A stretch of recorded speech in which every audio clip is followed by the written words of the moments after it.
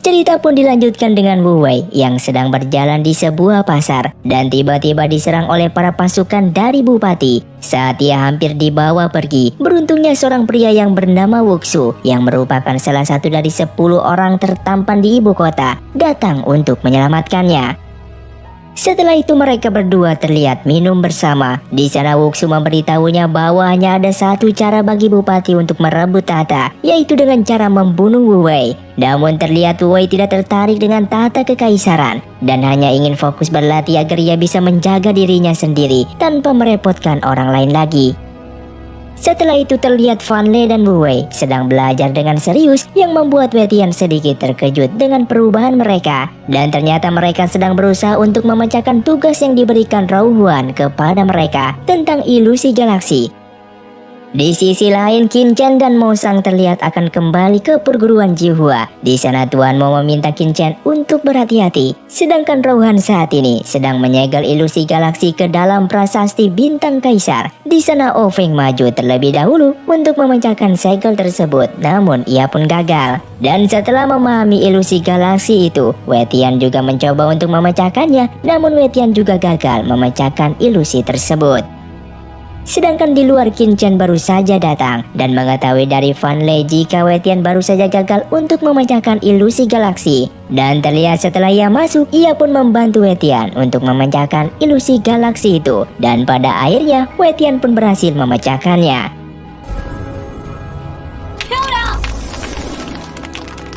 Di lain tempat, Tuan Mo dan Mo Tianlin datang ke kota penyembahan pedang. Di sana Tuan Mo berpesan agar Mo Tian harus menjaga Qin Chen setelah dia mati, dan ia pun langsung pergi untuk menstabilkan segel kota penyembahan pedang. Saat itu Tuan Mo langsung menghilang setelah memperbaiki segel di sana. Pada saat itu juga semua orang melihat fenomena di langit yang disebabkan oleh Tuan Mo setelah mengorbankan dirinya. Sedangkan Mo Sang dan Qian Xing yang melihat fenomena di langit tersebut, ternyata mereka pun telah mengetahui jika Tuan Mo telah tiada.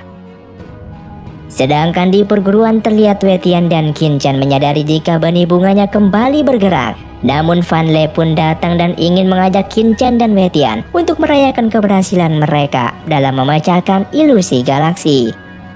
Singkat cerita, mereka pun bertiga telah berada di tempat perayaan, dan tak lama kemudian Wu Wei pun datang mengatakan jika ia baru saja pergi untuk mencari buah darah api, tetapi ia tidak dapat menemukannya. Setelah itu terlihat mereka berempat yang sedang berjalan tiba-tiba dikepung oleh Au Feng dan pasukannya. Saat itu mereka mencoba kabur dari sana, namun Fan Le tertangkap dan tertusuk sebuah tombak yang membuat Wu Wei mencoba untuk menyelamatkannya. Namun Wu Wei terkena beberapa anak panah hingga ia pun terjatuh dan tak bisa lari lagi. Sehingga tiba-tiba mereka pun berempat terbangun dan ternyata semua yang mereka alami hanyalah mimpi. Qin Chen menjelaskan jika mereka telah memasuki hutan mimpi surgawi. Saat itu Mo Sang pun pernah memberitahunya jika dahulu ada seorang tetua di akademi yang pandai membangun mimpi dan membangun mimpi besar, sehingga para siswa dapat memasuki keadaan pertempuran yang sebenarnya kapan saja tanpa benar-benar kehilangan nyawa mereka. Kemudian ada 3 perguruan yang mendengar berita tersebut juga datang menemui tetua itu untuk meminta bantuan dan ingin bergabung dengannya. Setelah banyak master yang bekerja sama, mereka pun menciptakan hutan mimpi surgawi yang menghubungkan 4 perguruan tinggi. Apa yang mereka alami barusan merupakan mimpi tersebut. Dan bertarung di tempat seperti itu juga bisa menghabiskan tenaga mereka yang sebenarnya, sehingga benar-benar bisa merasakan rasa kematian. Di tempat lain, Bai Qing yang telah diculik sudah terbangun dari mimpi buruknya dan melihat Kaisar Iblis di hadapannya. Kemudian Kaisar Iblis berniat menggunakan Bai Qing untuk mendapatkan batu jiwa bintang di tubuh Wei Tian dengan cara memberitahu kepada Bai Qing jika mengambil batu jiwa bintang milik Wei Tian akan bermanfaat bagi tubuh Wei Tian dan tidak akan membahayakannya. Sehingga Kaisar Iblis memberi Bai Qing bubuk bulan gelap dan meminta Bai Qing mencampur bubuk itu pada minuman dan memberikannya kepada Wei Tian. Berpindah di kediaman keluarga Qin. Di sana Qin Shen melapor kepada Qin Chuan jika banyak retakan baru di tembok langit besar dan banyak tentara yang menghilang di dekat tembok tersebut. Sedangkan Bai Qing telah meninggalkan klan malam, tetapi ia tidak tahu jika ia telah diracuni oleh air mata kilin. Begitu air mata kilin pecah, hal itu dapat menimbulkan rasa sakit yang tak tertahankan. Dan mereka semua percaya jika mereka akan segera mendapatkan batu jiwa bintang di tubuh Wei Tian. Berpindah pada Rauhan yang sedang mengajarkan tentang meditasi kepada para muridnya. Di sana Wu Wei memiliki pendapat yang berbeda tentang meditasi. Yang mana Rauhan berkata, cara memasuki meditasi mereka harus menutup 6 pondasi di tubuh mereka. Tetapi Wu Wei malah sebaliknya, mereka harus membuka ke-6 pondasi itu untuk masuk ke dalam meditasi. Setelah pelajaran selesai, Rauhan pun memuji Wu Wei tentang pendapatnya mengenai cara melakukan meditasi. Namun dari kejauhan terlihat Fan Le yang sedang melihat mereka berdua. Kemudian Fan Le pun menghampiri Wu Wei dan bertanya kepadanya apa yang sudah dia bicarakan dengan Rauhan. Namun Wu Wei hanya berkata jika dia tidak tertarik pada Rauhan, yang membuat Fan Le yang menyukai Rauhan pun sangatlah senang mendengar jawaban tersebut. Di sisi lain, Serigala Tunggal memberitahu Giemo tentang dirinya yang pergi menyelidiki keluarga Mo dan menemukan jika keluarga Mo telah memasang jebakan ilusi di kediamannya. Dan berpindah pada Qin Chen yang sedang mengingat saat Wetian yang menyelamatkannya di hutan mimpi surgawi. Namun tiba-tiba ia melihat seseorang diculik oleh sekelompok orang berpakaian hitam. Saat itu Qin Chen pun berhasil dikepung oleh mereka, yang ternyata orang-orang itu merupakan Qianxing, Rauhan dan yang lainnya. Di sana Qianxing mengajak Qin Chen untuk bergabung dengan pemburu malam. Mendengar hal tersebut, Qin Chen pun tentu saja setuju untuk bergabung dengan mereka. Keesokan harinya, Qin Chen pun menerima tugas dari kelompok pemburu malamnya. Namun pada saat itu Wetian datang menemuinya dan mengajaknya untuk berlatih bersama di hutan kegelapan karena turnamen sudah semakin dekat, dan tentu saja Qin Chen pun menyetujuinya. Setelah itu terlihat seorang pasukan melapor kepada Yukui jika Bai Sue membawa Putri Yiling untuk berlatih di hutan kegelapan. Mendengar hal itu terlihat setelah Yukui bertemu dengan Bai Sue, ia pun mengatakan jika keluarga Mo merupakan keluarga terbesar di negeri Yi, jauh dari pengadilan tapi reputasinya masih ada, dan Qin Chen merupakan putri satu-satunya di keluarga Mo dan selalu menjadi permata keluarga Mo, sehingga yang terbaik untuk Bai Sue adalah berteman dengannya. Jika tidak bisa, Bai Sue harus lebih sopan kepadanya.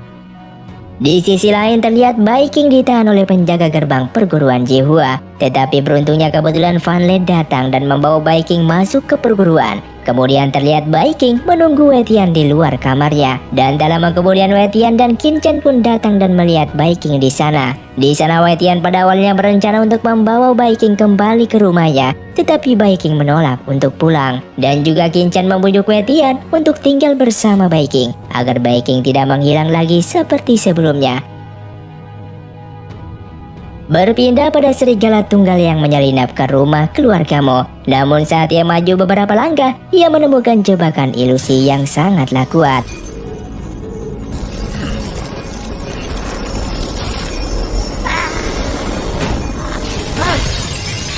Di sisi lain, Bai Qing mengingat perkataan dari Kaisar Iblis jika batu jiwa bintang yang ada di dalam tubuh Wetian akan membayarkannya, sehingga ia tanpa ragu menaruh bubuk bulan gelap ke dalam makanan yang dibuatnya. Kemudian Bai Qing memberi sup tersebut, tapi ia malah ragu dan membawa sup itu kembali ke dapur dengan alasan sup itu pun telah dingin.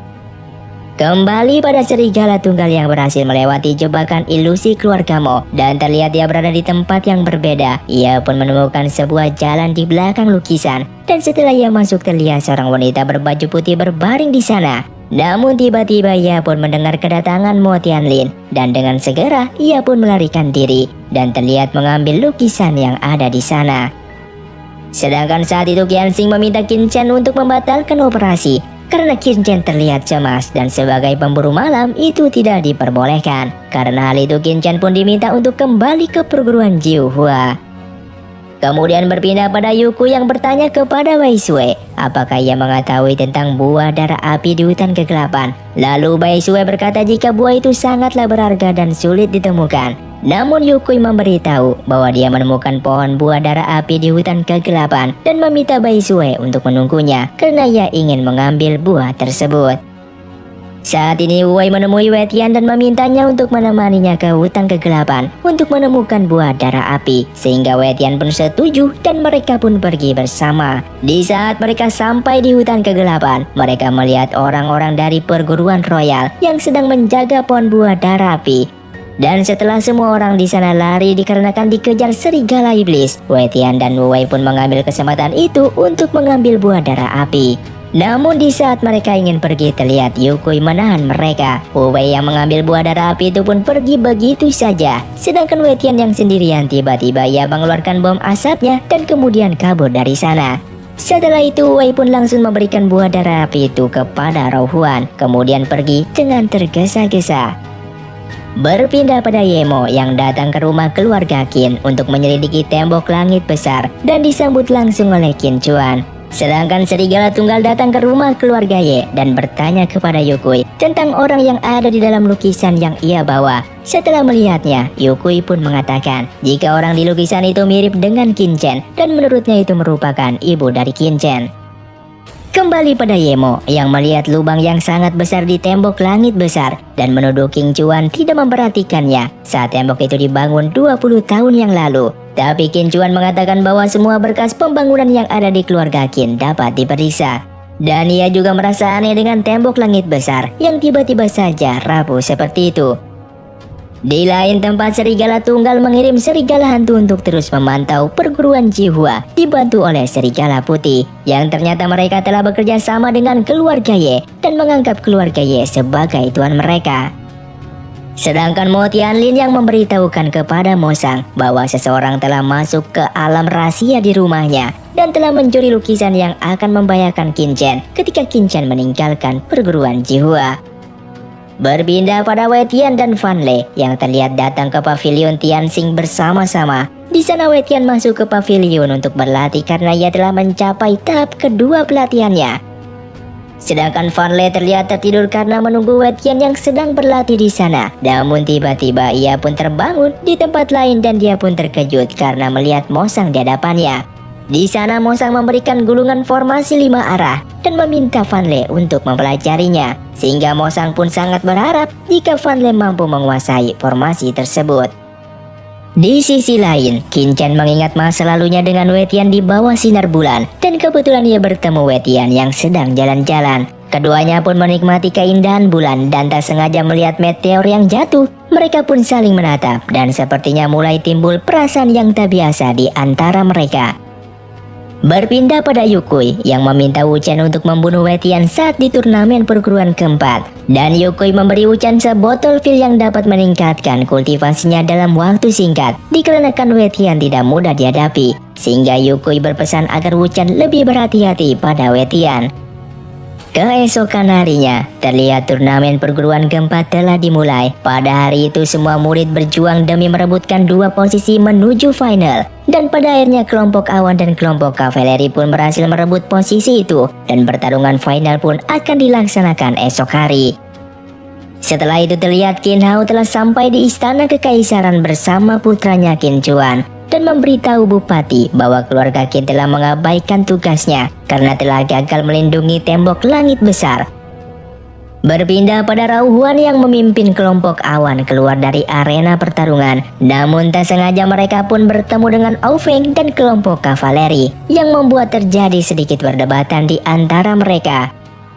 Berpindah di istana pengadilan, beberapa orang di sana mengatakan bahwa mereka mencurigai seseorang mengambil jalan pintas yang menyebabkan runtuhnya tembok langit besar. Tapi Qin Hao mengatakan jika keluarga Qin setia kepada kota Tianyong dan berharap bupati dapat mengetahui hal tersebut, yang mana kerusakan di tembok langit besar memanglah sangatlah aneh. Namun pemulihan kota Tianyong sekarang merupakan tugas terpenting bagi mereka.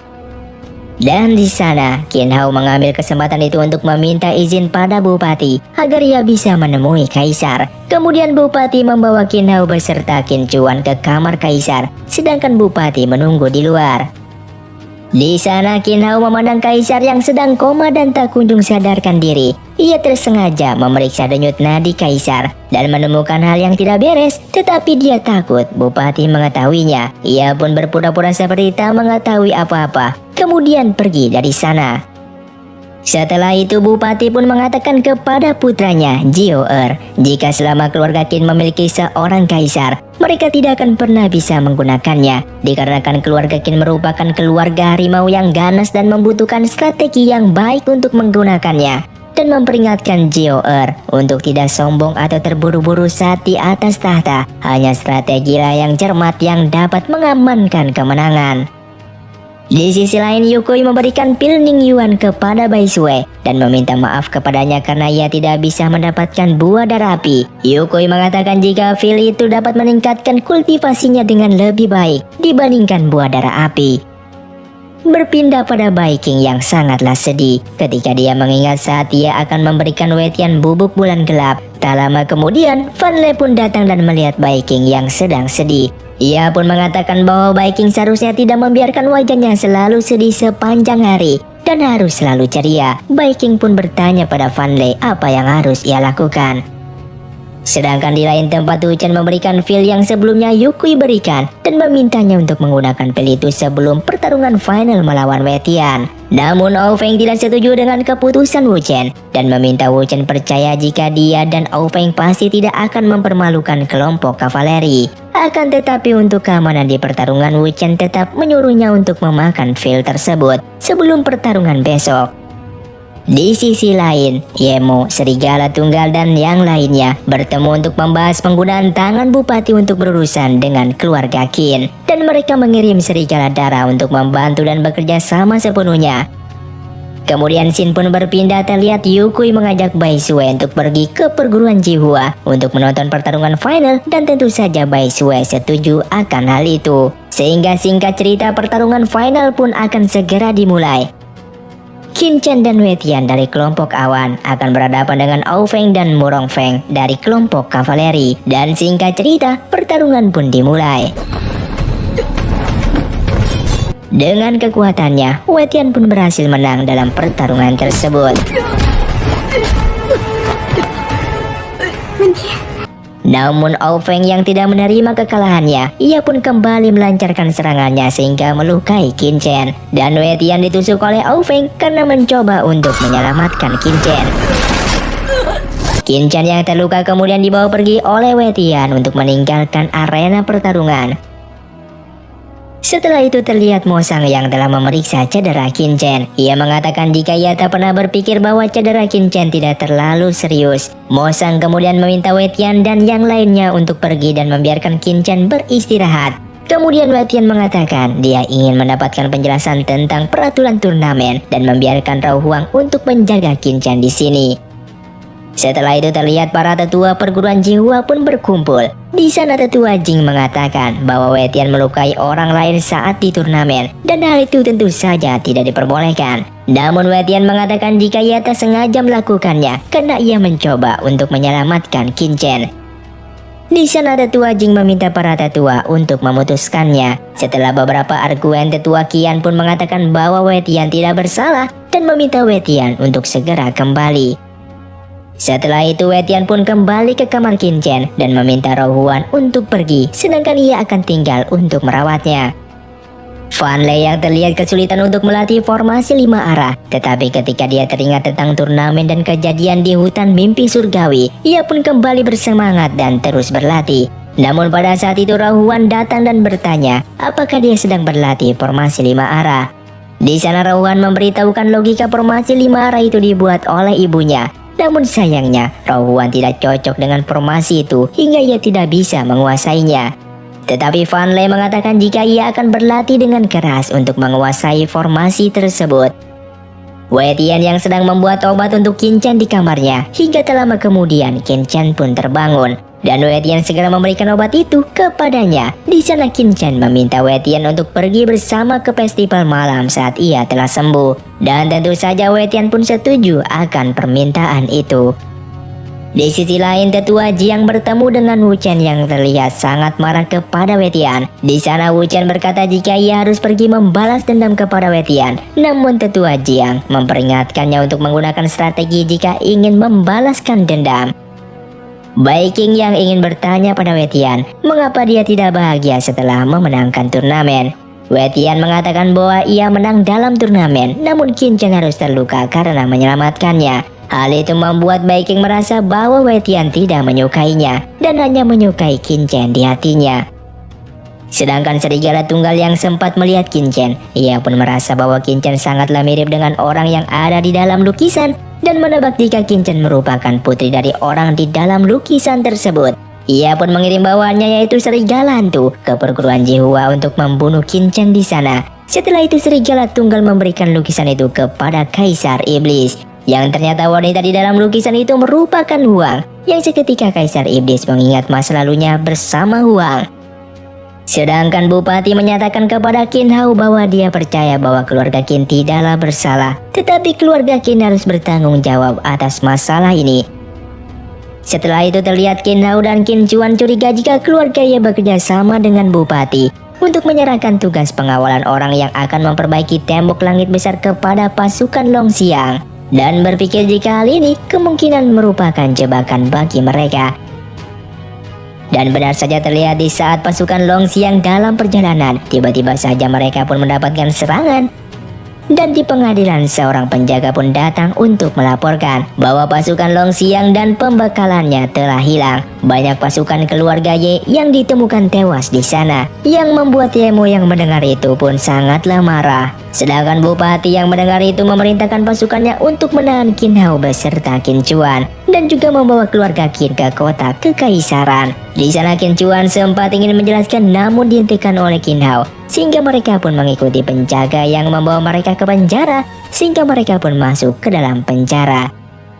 Dan film pun bersambung.